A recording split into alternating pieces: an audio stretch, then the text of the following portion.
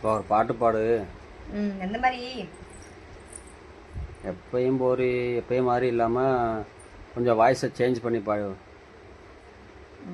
சரி பாடி பார்ப்போம். ம்.